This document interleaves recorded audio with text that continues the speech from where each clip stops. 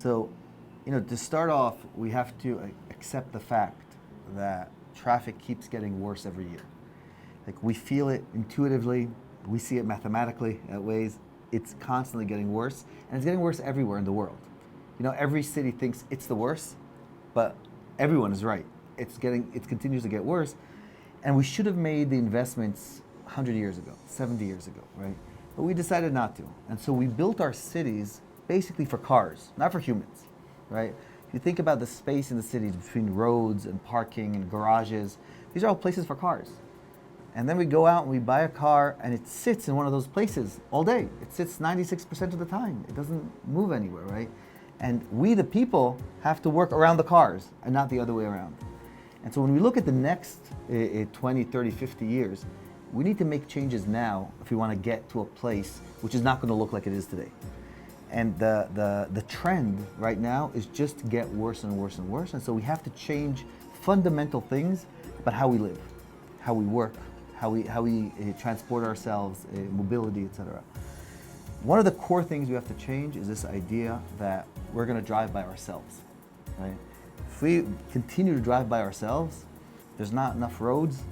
We keep buying more and more cars, but we're not building more roads, and you can't solve the problem by building roads. So we have to change our everyday activities. There's a large number of mobility solutions that need to work together. Scooters, bicycles, carpooling, driving, buses, trains, they all have to work together, but they have to come from the side of the humans and not from the side of the cars. Now, there's a tremendous technological change happening around autonomy and about autonomous cars. Mm-hmm. And if you go to Silicon Valley today, you can sit in the car and it'll drive itself. And it's amazing for about 2 minutes. Because then it just drives itself. It does exactly what you think it's going to do. It's a car that drives itself. That doesn't change traffic. If I'm driving or if the car's driving, the traffic is going to be the same. If you're alone. If I'm alone. Okay. And so getting more people into the car is something we have to start today. We have to start educating ourselves and taking responsibility for our lives and our streets and sharing the cars so that we don't continue to grow all the time more and more and more and more cars. When you think about a car today that you drive by yourself, home and work, you're taking 4 empty seats with you. They're going anyway. The seats are coming, they're empty. If we put people in them, those people don't need to take their cars. And this is really the essence of carpooling and Waze, but it really is the social change that has to happen so that the other technologies, when they come, will be able to enjoy them. Because technology can go different ways. It can do positive things, it can do negative things. Yeah. It's up to the humans, right? What we do with the technology.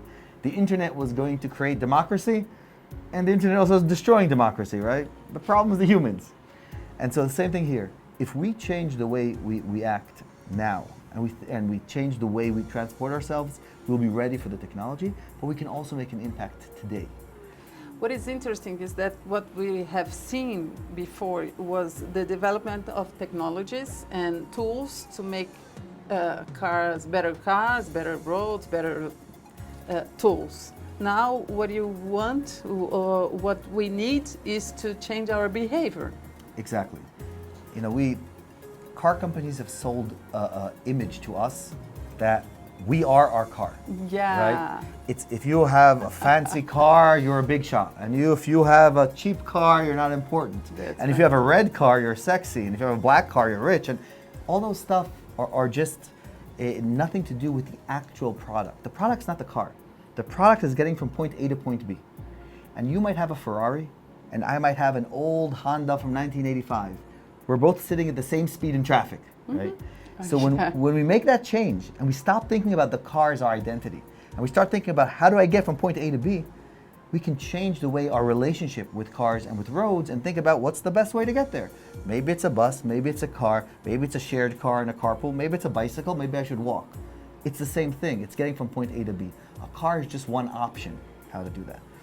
And you think about it financially, cars are the second biggest expense you have after your home. Mm-hmm. We spend tremendous amounts of money. In Brazil, you spend more money on transportation than on food, right? We spend tremendous amount of money on doing this. And that car sits idle most of the time. Drives us to work and then it sits, it doesn't do anything, right? And we've paid for that car, we've paid for that parking. So everything we're doing around cars makes a lot of sense if you're selling cars. It It doesn't make sense if you're trying to get home and work. And this is the change that you see a lot of the younger generation already seeing that. They're treating brands very differently. They're treating transportation differently. They're not that in a hurry to get their driver's license. They suddenly view things a little differently, and we need to encourage that, and we need to adopt that as well ourselves, and ask ourselves, what's the best way to get to point A to B, not what's the fanciest car. But it's a matter of identity, and for our generation, maybe it's not that easy than for the new generations, for the millennials, right? Well, you know, our generation, we destroyed the world, right? The whole world is burning because of us, because of the way we built the world, right? And we're leaving for our kids not such a good situation at all, right? A worse situation than what we got from our parents. And so we have a responsibility to do this. The millennials and the Gen Zers see this as well, and they're open to it. But all of us have to change sort of how we do our everyday tasks, and that's hard. We're used to doing things. As you said, we've been convinced it's our identity. We're in love with our cars, right? We love them, and it's not rational. This is a change that has to happen. You know, when you begin thinking about a city like Sao Paulo, where you can sit 2 hours in traffic, people take 2 hours every way to go back and forth. It's not logical that we live this way.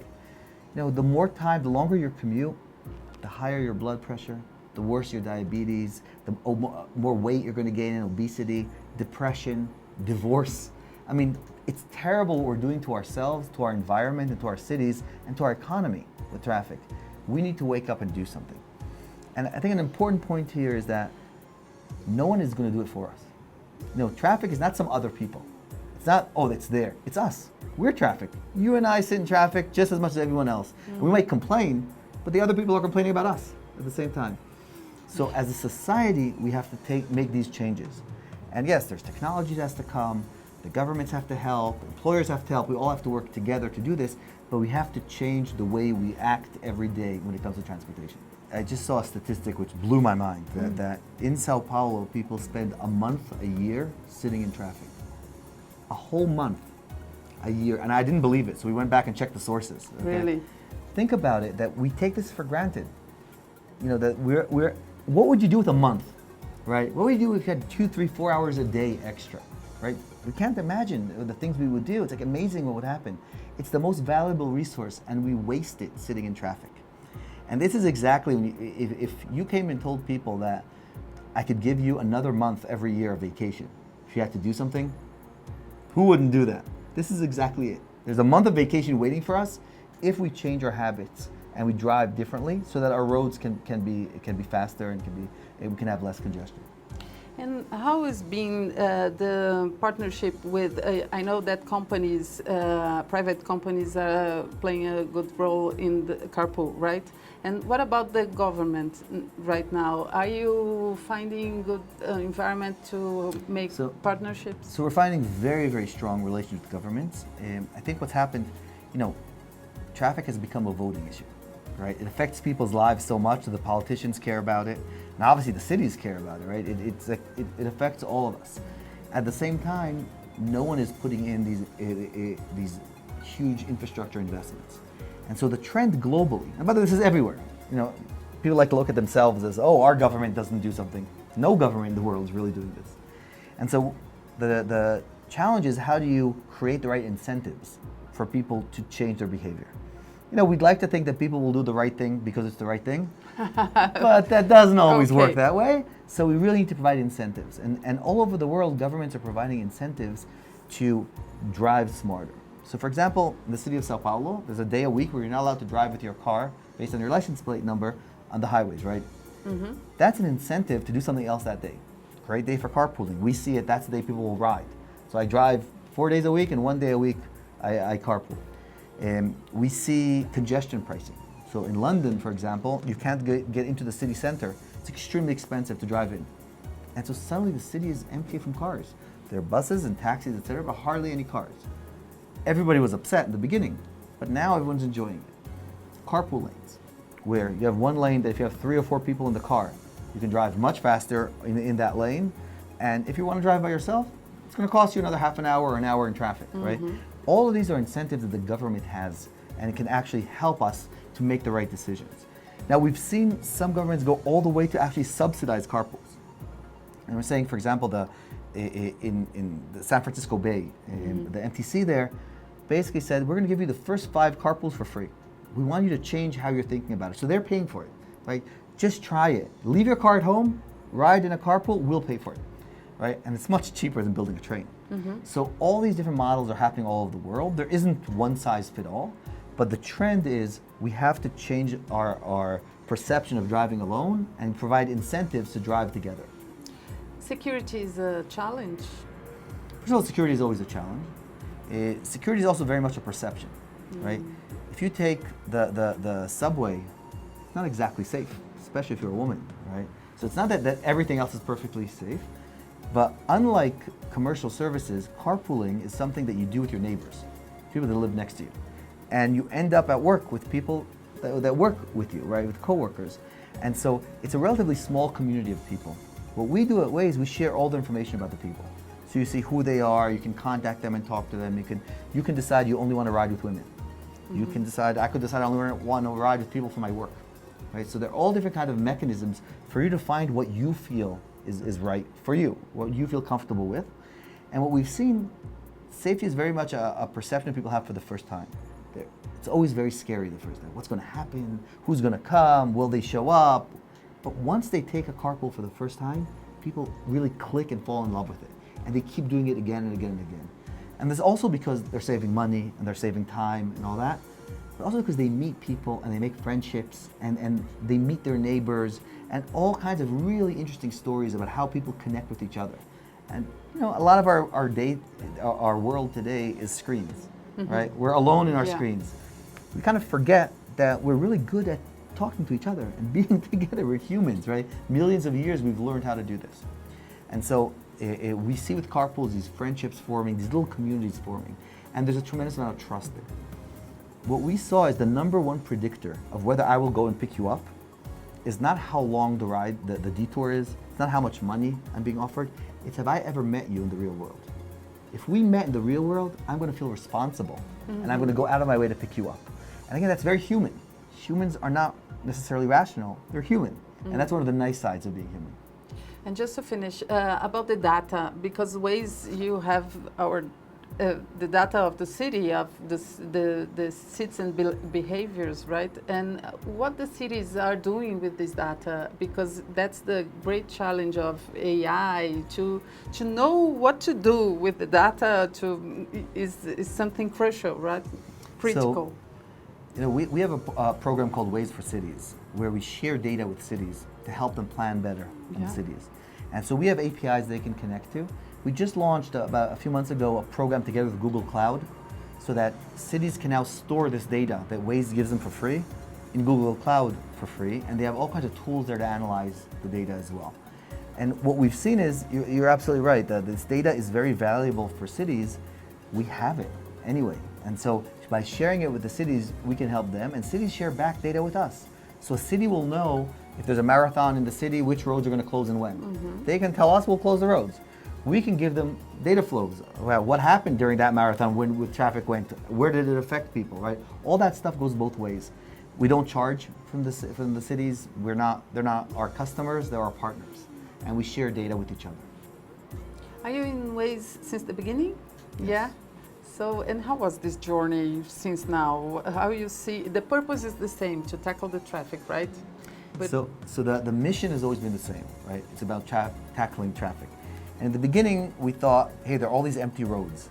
Let's try and find them, and we could send cars down these empty roads and save time. And we basically spread the traffic on all the roads. But we ran out of roads. There are just too many cars and not enough roads. And so we've expanded our mission with carpooling to filling up the car and taking cars off the road, right? And this has been like an extension of our mission. Every day I look out the window and I see the traffic, I know my job's not done. I still have more work to do, right? you have a lot of work to do. I have a lot of work to do, but at the same time, I do believe that when I die, on my cemetery, when I'm buried, I want it to say, here lies Noam Bardin, he cut traffic by 30%. If I can do that, I've done my bit for the world. Great. Just share with me your favorite feature in Waze. In Waze. I love the planned drive feature. Oh. So with planned drives, I know I can plan ahead of time when to leave, and the app tells me if the traffic changes to leave earlier or later. And I'm always like going to meetings, etc. So it really, really helps me keep track of, when should I leave. The thing I hate the most is being late. I work at Waze. If I show up late to a meeting, everyone has the same joke. Oh, you work for Waze, you're late. Oh, you should try this app, Waze. And everybody thinks they're original with the joke. They think they're the first one, right? So I can't be late. And so planned drive really, really helps me not being late. Mine is the personal voice. Well, if you have your daughter. Yeah. Thank you so much. Thank you very much. Nice to meet you. Very nice to meet you. Thank you.